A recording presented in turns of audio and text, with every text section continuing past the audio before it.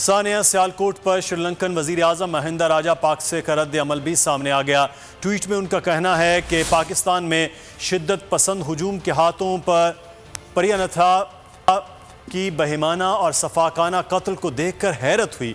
मेरा दिल कत्ल होने वाले फैक्ट्री मैनेजर की एहलिया और बच्चों के लिए दुखी है। श्रीलंका और यहाँ के अवाम को उम्मीद है कि वजीर आज़म पाकिस्तान इमरान खान मुलव्विस तमाम अफराद को इंसाफ के कटहरे में लाएंगे।